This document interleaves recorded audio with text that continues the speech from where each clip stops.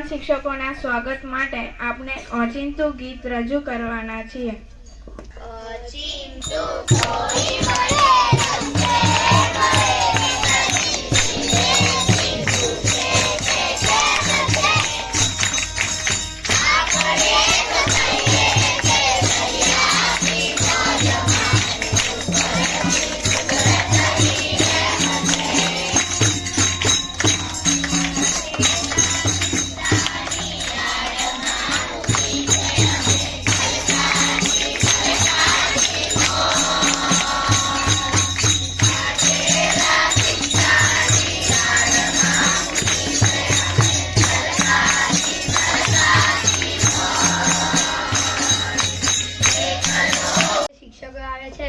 એમાંથી એક બેન એવું કહે છે કે હું આ બધા બાળકોને બાળ ગીત કરાવું, તો એ બાળ ગીત કર્યા પછી આપણે અહીંથી છૂટા પડશું અને જે શિક્ષક મિત્રો આવેલા છે એ આપણે અહીંયા જ ભેગા થશું અને બૂટ ચપ્પલ કાઢવા વિનંતી.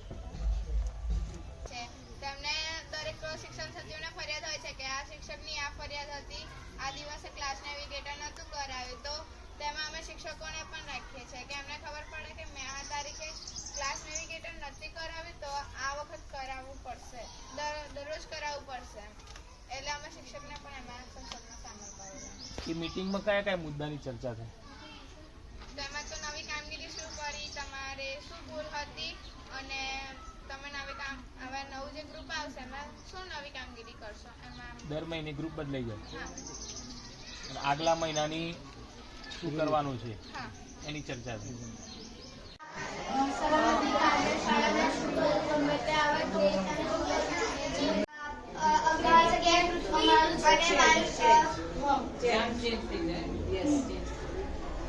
પાંચ પ્રકારની કામગીરી, 4 પ્રકારની કામગીરી છે પૂરી શાળા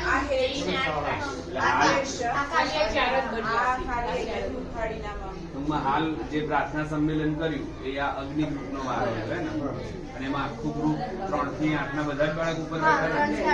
પહેલા ટીચરને સોંપેલું હોય પણ એ નાના હોય એટલે હું આકાશ. હા, એ તો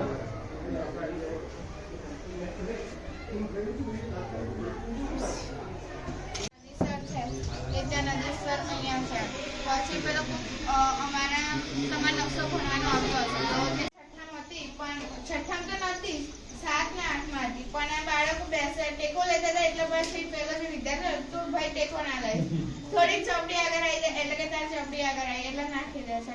એટલે પછી અમે બેન્ચીસ જ કાઢી નાખી કે હવે બેન્ચીસો રાખવા નથી, આપણે નીચે જ બેસી જઈએ. એમાં નીચેમાં પણ વધારે બાળકોને વધારે મજા આવતી બેન્ચીસ બેસવામાં, એટલે પછી નીચે કરી દઈશું.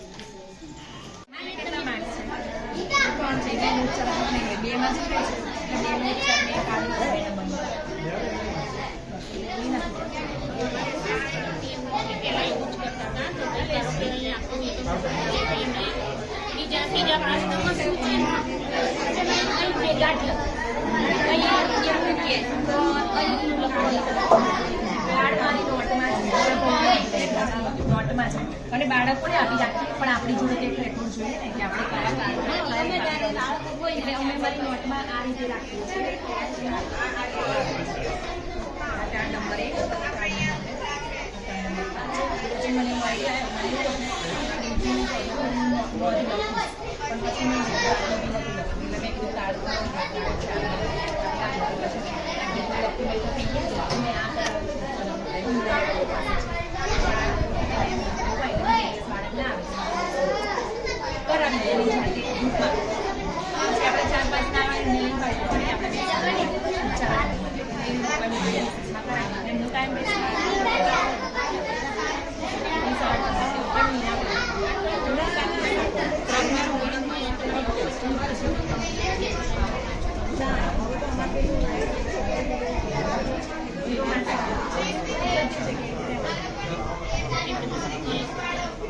એમ વિચારનું વાંચન નહીં કરવાના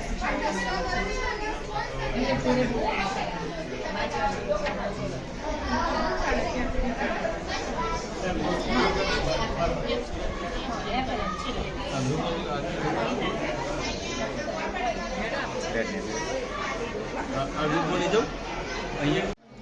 છેલ્લું આવે હા એ લોકો કહી દે કે આ વધી ગયું છે એ લોકો બધી નાખે એ કદાચ ભૂલી જતા હોય શિક્ષકે 30 મિનિટથી વધારે નહીં આપવું હા નક્કી છે કીધું ને કોઈ ટાઈમ આજના છે આપણને ખબર પડતું હોય હવે સમજો કે તમે જે પ્રશ્નો કરો છો જનરલી તમે આજે પહેલી વાર જ આવ્યા તો તમને બી લાગે કે બાળકોને વધી જશે તો એકચ્યુઅલી હું પણ જ્યારે છે ને લેસન આપું ને તો મારા જીવમાં કભી હોય કે બીજા સબ્જેક્ટ વાળા ટીચર હશે એને પણ હોમવર્ક આપ્યું હશે તો મારે વધારે આપવું જોઈએ અને ડેલી જો કરવાનું હોય તો મારે વધારે તો અપાય જ નહીં એના માટે તમે એ રીતના સમજીને જ આપી દે 30 મિનિટ બધે મોર દેન મેક્સિમમ 30 મિનિટ પૂરી થઈ છોકરાઓ તો તરત અંદર આવી ગયા તો ઇંગ્લિશનો ક્લાસ છે તો ઇંગ્લિશનું લેસન ત્યારે ચેક કરશે હા જ્યારે બે શબ્દો થાય ચેક આપેલું છે જે ચેક કરી લે ત્યાં સુધી તમે હું મારે જે બોર્ડ પ્રોટોકોલ હોય છે બનાવવાનો છે ભણી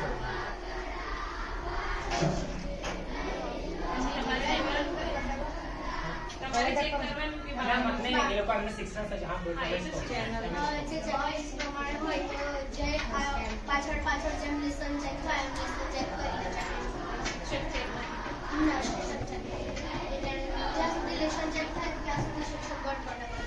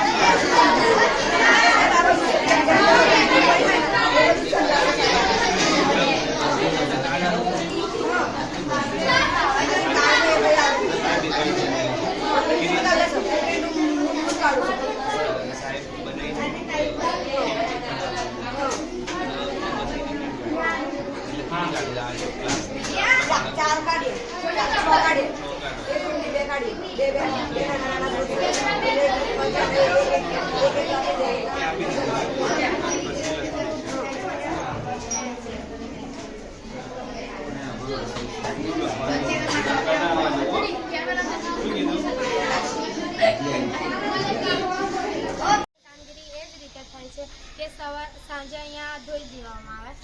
સાંજે ધોવે છે કોણ? તો સાંજે શાંતાબેન, નીલાબેન અને એમની સાથે જે ગ્રુપના સભ્ય હોય એમાંથી કોઈ પણ 2 જણ ફાળવેલા હોય એમની મદદમાં આવે છે. એ રીતે 2 શિક્ષક અને 2 બાળકો એ સેનિટેશન સાફ કરે છે. અને સવારની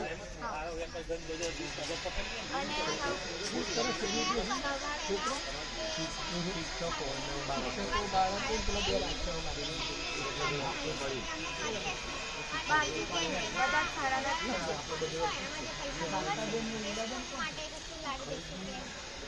એ માટે અમે લોકો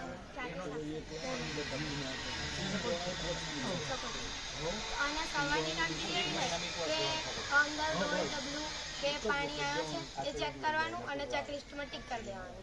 અને જો એ ના થયું હોય, પાણી ના આવતું હોય અને લીડર કે ઉપલીડરે અહીંયા ત્યાં ટીક કરી દીધી અને ઉપપ્રમુખ અને જણાવી દીધું કે અમારી ચેકલિસ્ટ થઈ ગયું છે, તું જઈને સહી કરી દીધું.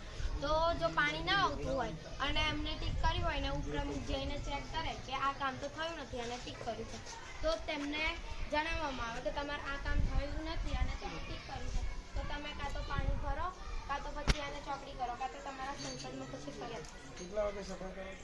10 થી 10:30. સવારે જ થઈ જાય. સાંજે નહીં? સાંજે સાફ કરી દેવાનું, ધોઈ દેવાનું અને કેટલા સવારે ટાઈમે કરો? સાંજે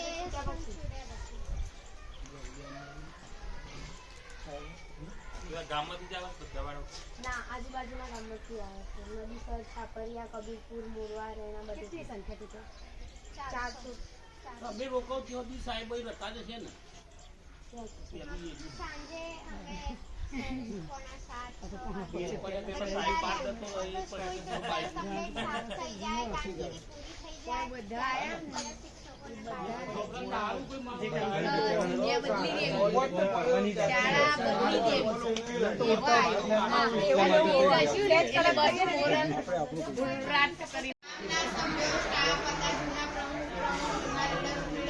શિક્ષકો, MDM સ્ટાફ, આંગણવાડી સ્ટાફ અને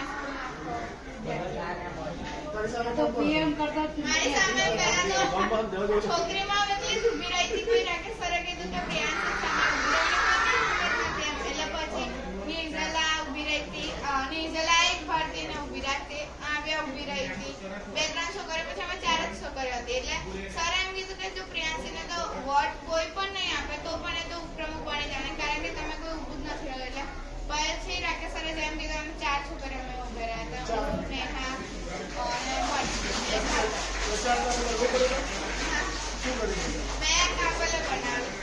પછી અમે વિડીયો બનાવ્યા હતા, ગોપાલ સરે બનાવ્યા, પછી ગ્રુપમાં નાખ્યા, વિદ્યાર્થીઓને બતાવ્યા હતા. અમે જે પોતાને એ કર્યા હતા કે અમે જો પ્રમુખ બનશું તો આ કરશું. બરાબર. એ જેમ પોતે નેતા પ્રલોભન આપે એમ તમે કે સમાજમાં શું કરીશું? વચનો આપે. અને એ પ્રમાણે તમે કરો છો? હે? એક વચન નથી હતું મારી, હજુ પૂરું થયું નહીં. કયું છે? શાળાનું બંધારણ.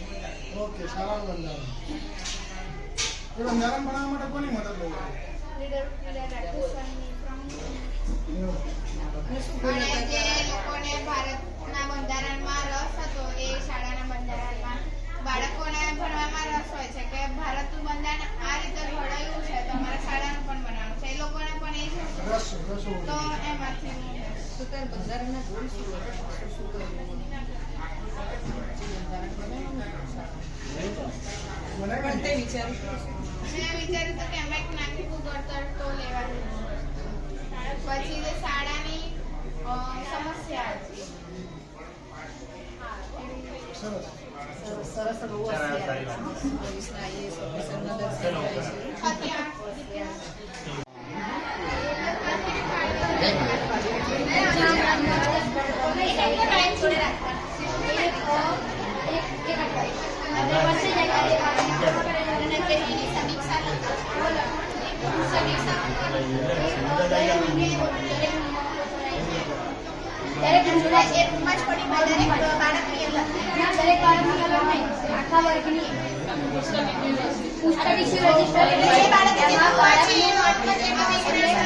બાળકનું નામ લખેલું છે, પછી એમાં કયું પુસ્તક લીધું એ લખવાનું, કઈ તારીખે લીધું અને કઈ તારીખે જમા કરાવી. ના, એ એના એના ચોપડા એ એના ધીરે જે ચોપડા છે ને એની અંદર પ્રશ્ન પૂછવાનું કહેતા હા એ પુસ્તક વાંચ્યા પછી પુસ્તક રિવ્યુ જે કરે અને એના પ્રશ્ન મને એ શનિવારે 15મી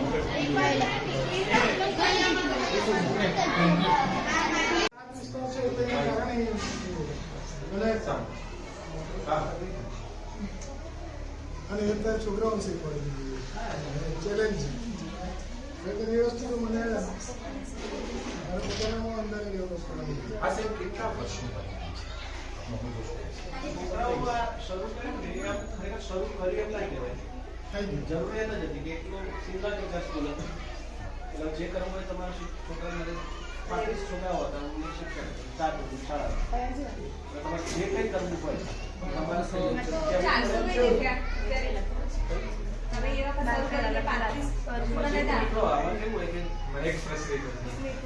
છોકરાઓ આજુબાજુના પ્રાઇવેટમાં જતા બધા પછી કેવું હોય કે પહેલા બધા છોકરા અમારી પહેલી પેઢી એમના છોકરા આવી ગયા હવે પ્રશ્ન નથી પણ હજુ કામ છે ડાયનેમિક એક કરું મેરે એક કર પોતાના કામ માટે વાળાથી મોટા પછી 40-50 વર્ષથી ભાવનગર મોટા સ્પેશિયલ કે છે સ્પેશિયલ હા એ શિક્ષક જ કરે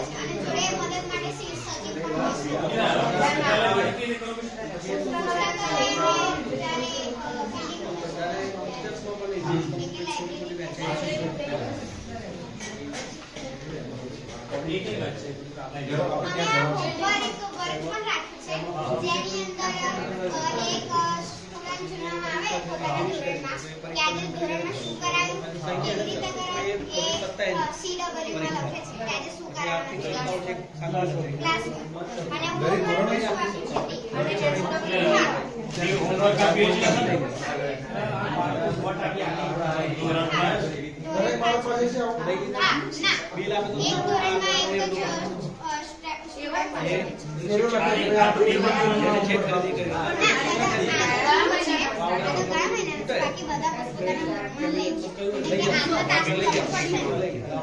માટે સચિવ શિક્ષક આ નીકાળે અહીંયા આવે બરાબરમાં ચાલુ કામ નથી આવ્યો કોઈ પ્રશ્ન નથી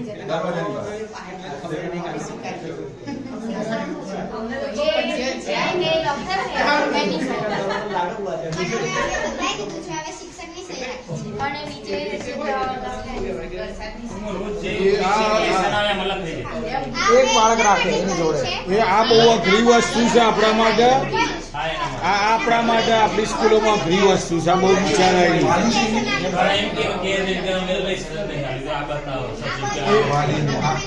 આ બતાવવા ના લાવ્યો એનો વોટ્સએપ પર મૂકી નાખી દીધું કે આ વિદ્યાર્થી કે